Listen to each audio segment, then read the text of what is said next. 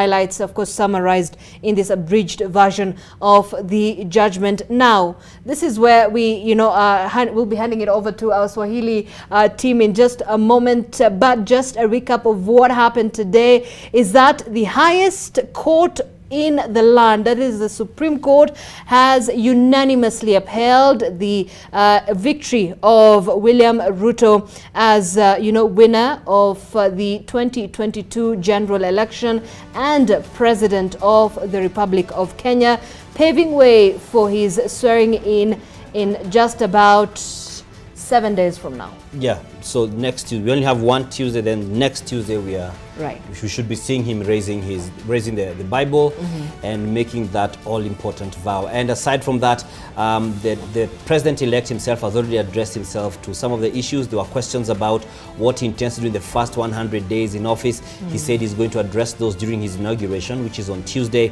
And besides that, he also said that he is going to make a phone call to the outgoing president, Uhuru Kenyatta. And for context, they have not had the most brotherly relationship as they did when they stepped into office first in 2013. There has been some serious division which has played out publicly, even leading to various leaders asking them to tone it down for the sake of the unity of the country.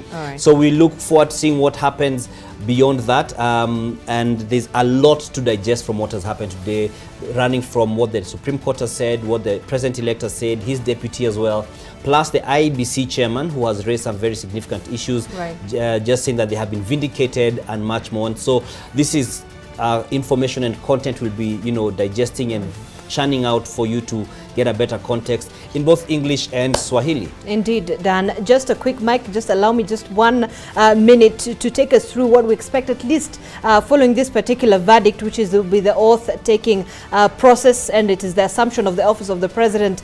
The committee that is in place will ensure that the president-elect William Ruto starts receiving security briefings from the respective national security organs. The committee will then pick the venue for the swearing-in of the president-elect, and this must be done within Nairobi County and in a place that allows for a public ceremony. Later, the committee will then gazette the date and place for the swearing-in ceremony and declare that date a public holiday.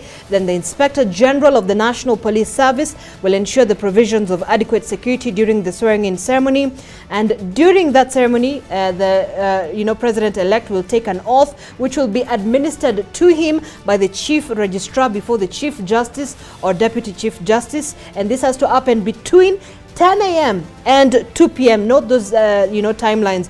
Then the president-elect will sign a certificate of inauguration in the presence of the Chief Justice or the Deputy Chief Justice. Then the outgoing president, which is President Uhuru Kenyatta, will then hand over to Ruto a sword and a constitution, which are the instruments of power and authority. Then the deputy president-elect, that is Rigathi Gachagua, will then take oath for the execution of the functions of the office of the deputy president. And then, finally, the new president will take to the podium and give his inauguration speech to the nation. So, very interesting week to come. Yes, and something we can unpack is why Rigathi, takes the oath before Ruto, and we should be explaining that in subsequent bulletins. It's very interesting because it's deliberate.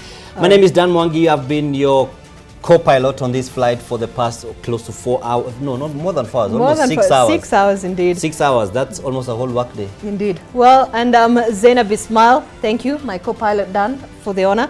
But we will be paving the way for Salim Swaleh.